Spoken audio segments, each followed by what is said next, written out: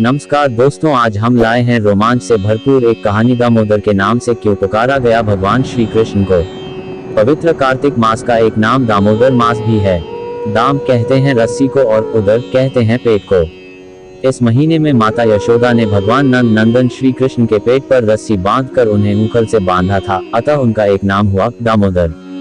भगवान और उनकी माता के बीच ये लीला कार्तिक के महीने में हुई थी, अतः उस लीला की याद में इस महीने को दामोदर भी कहते हैं।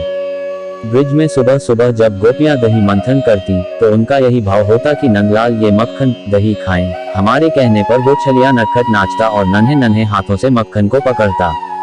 भक्तों की इच्छा को पूरा करने के लिए भगवान उनके यहाँ जाते, किंतु जब देखते कि दही मक्खन तो उनकी पहुंच से दूर ऊपर छींके पर रखा है तो अपने मित्रों के साथ उसको किसी प्रकार से लूटते। गोपियां इससे आनंदित तो होती, किंतु नंदन को देखने के लिए किसी न किसी बहाने से यशोदा माता के यहाँ जाती और शिकायत करती। माता यशोदा अपने लाल से यही कहती कि अरे कान्हा, अपने घर में इतना मक्खन दही है, फिर तू बाहर क्यों जाता है।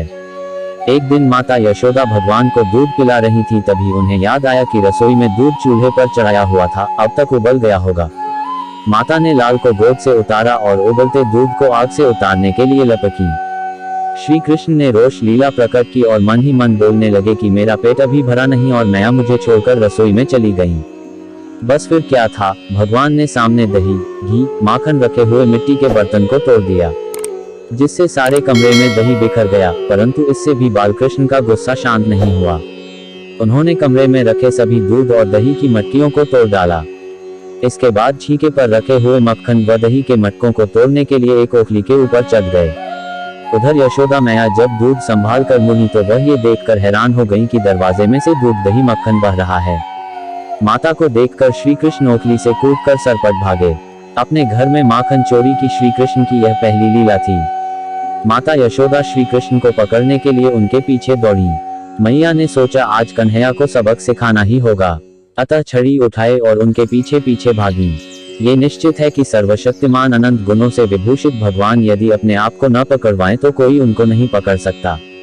यदि वे अपने आप को न जनाएं तो कोई उन्हें जान भी नहीं सकता। माता यशोदा का परिश्रम देखकर भगवान श्री कृष्ण ने अपनी चाल को थोड़ा धीमा किया। माता ने उन्हें पकड़ लिया और वापस नंद भवन में वहीं पर ले आई, जहां ऊखल पर चढ़कर भगवान बंदरों को माखन बांट रहे थे। सजा देने की भावना से माता यशोदा श्री कृष्ण को ऊखल से बांधने लगी। जब रस्सी से बांधने लगी तो रस्सी 2 उंगल छोटी पड़ गई। माता रस्सी पर रस्सी जोड़ती जाती, परंतु भगवान श्री कृष्ण की दिव्य चमत्कारी लीला से हर बार रस्सी 2 उंगल छोटी पड़ जाती। सारे गोकुल की रस्सियां आ गईं, किंतु भगवान नहीं बंध पाए। रस्सी हमेशा 2 उंगल छोटी रही।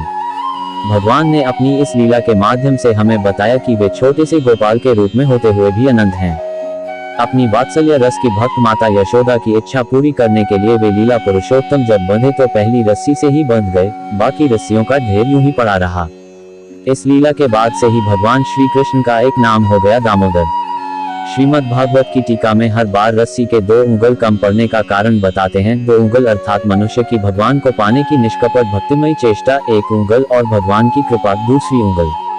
जब दोनों होंगे तभी भगवान हाथ आएंगे, नहीं तो कोई भी भगवान को प्राप्त नहीं कर सकता। लाइक एंड सब्सक्राइब और शेयर करें ज्ञान चर्चा YouTube channel. Thank you for watching video.